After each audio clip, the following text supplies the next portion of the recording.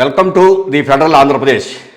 ఆంధ్రప్రదేశ్ రాష్ట్రంలో జనసేన పార్టీలో ఏం జరుగుతుంది, ఎమ్మెల్యేల పరిస్థితి ఏంటి, ఎమ్మెల్యేలు ఏమనుకుంటున్నారు, వాళ్ళ మనోభావాలు ఏంటి అని జనసేన అధ్యక్షుడు పవన్ కళ్యాణ్ ఉప ముఖ్యమంత్రి అయిన తర్వాత వాళ్ళ మనోభావాలను తీసుకున్నాడా, నేరుగా వాళ్ళతో మాట్లాడా, ప్రత్యేక సమావేశాలు పెట్టాడా, పరిపాలనలో మన భాగస్వామ్యం ఏంటి, మనం ఏం చేయాలి, ఎలా ఉండాలి, ఎలా ముందుకెళ్ళాలి అని ఎమ్మెల్యేలతో విస్పష్టంగా ఏమైనా మాట్లాడా అంటే అది ప్రశ్నార్థకంగా ఉంది.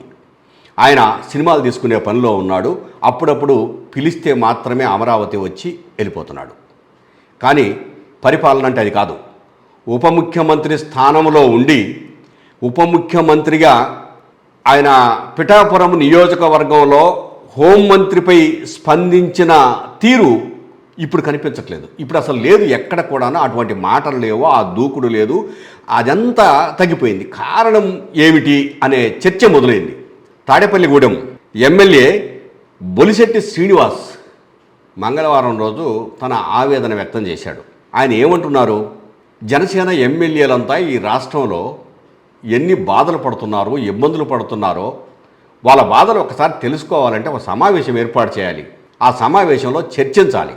సరే, అది మా నాయకుడే సమావేశం ఏర్పాటు చేసి మేము చర్చించుకోవడం కంటే ఆ నియోజకవర్గాలకు సంబంధించినటువంటి టీడీపీ ఇన్ఛార్జీలు, అట్లాగనే జనసేన పార్టీ ఎమ్మెల్యేలు, వీళ్ళ వరకు ప్రత్యేకంగా 21 నియోజకవర్గాలకు సంబంధించిన వాళ్ళతోటి ఒక సమావేశం ఏర్పాటు చేసి చర్చిస్తే బాగుంటుందనే భావనను వ్యక్తం చేశాడు. ఆయన మనసులో ఉన్నది అది.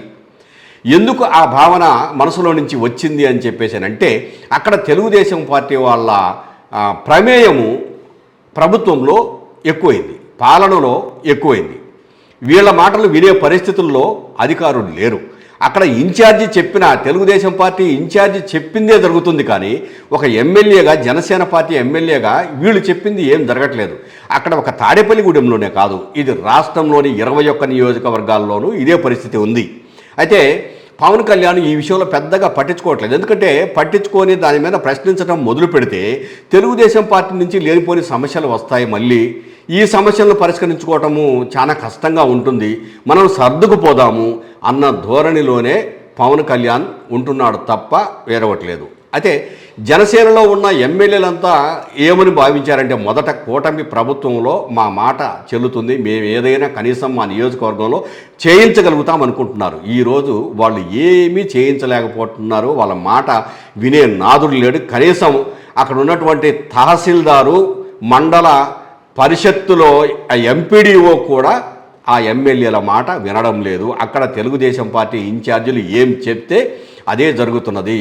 కాబట్టి కూటమిలో కుమ్ములాటలు ఇంకా ఎక్కువ అవుతున్నాయి. పాలనలో తెలుగుదేశం వాళ్ళ జోక్యం 100% జనసేన ఎమ్మెల్యేల నియోజకవర్గంలో చోటు చేసుకుంటుంది అనేది ఎమ్మెల్యేల, అంటే జనసేన ఎమ్మెల్యేల భావన. మరి దీని మీద పవన్ కళ్యాణ్ ఏ విధమైన చర్చ నిర్వహిస్తాడో, వాళ్ళతో ఎలా మాట్లాడతాడో, వాళ్ళను ఎమ్మెల్యేలు అందరినీ తన దారిలో ఉంచుకుంటాడో, ఎవరి దారి వాళ్ళే అని చెప్పేసి వదిలేస్తారో మనం వేచి చూడాల్సిందే.